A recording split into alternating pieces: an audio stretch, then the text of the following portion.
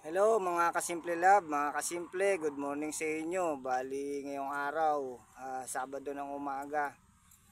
Ipapakita ko lang sa inyo yung aking kulungan, giniba ko na.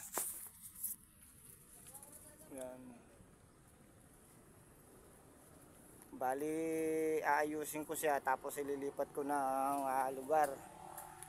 Bali yung banda ron sa may tubig-tubig na yun, sa banda dun. Para yung ipot niya doon sa may tubig-tubig na yun mapupunta. Dito kasi natutuyo ayun oh. Yan, tuyo. Bali ililipat ko siya doon. Binaklas ko kasi wala akong katuwang magbuhat.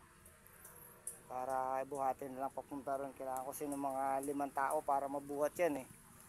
Wag na, gigibahin ko na lang at saka ayusin ko kasi ito.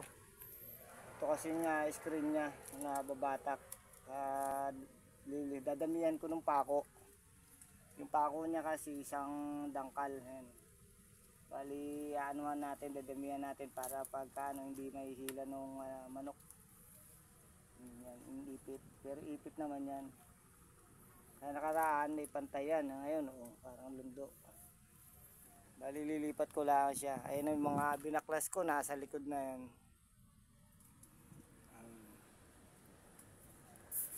Bali yan ang ginagawa ko ngayon. Bali kaninang umaga na-dispatch na namin yung natitira pang 15. Bali yung 15 nakuha na dun sa may umorder. Kaya pagkakuha kanina, yan, ginigiba-giba ko na to, tinatanggalan ko ng pako yung mga pinagbaklasan ko. Bali doon ko banda ililipat. Lang naman ang konti. Maganda siguro sa sisiyo kung medyo malilim yung lugar. May lalim ng puno para hindi sila mainit. Kaya lang malamig-lamig naman banda doon eh.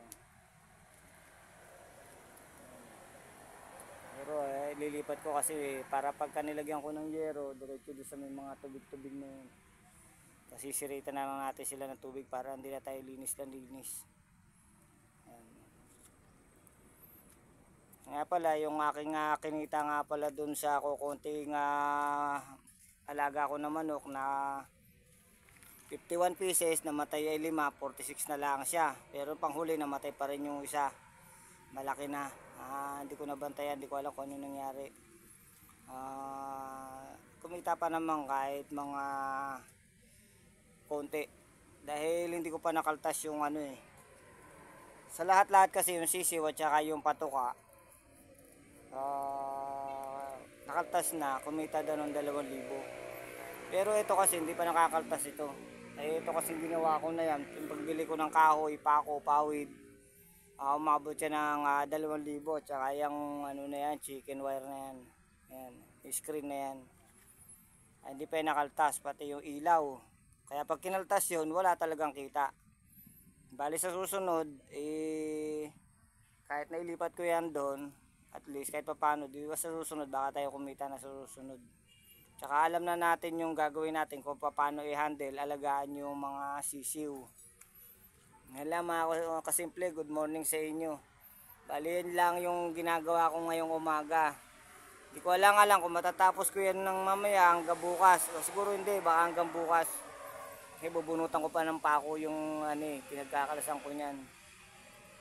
Yan lang muna ginagawa ni kasimple ngayon. Siyempre, kahit pa paano, gagawa tayo ng konting pagkakakitaan pa rin.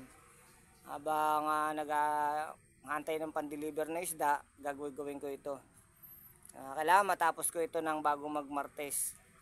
Kung hindi naman, bago dumating yung Biyernes, kailangan natapos ko na ito para halimbawa sa Biyernes, pwede na ulit kumuha ng manok sisiw. Yan mga kasimple ating ginagawa. Good morning po sa inyo at maraming salamat po lagi sa panonood ng mga video ko. At nagpo-post din tayo ng mga nakakatawa para naman ay iba-iba naman at ma-enjoy natin yung ating ginagawa. Pero yung totoong buhay, tinatawag na true to life story natin, yung mga ganito, paglalako ng isda.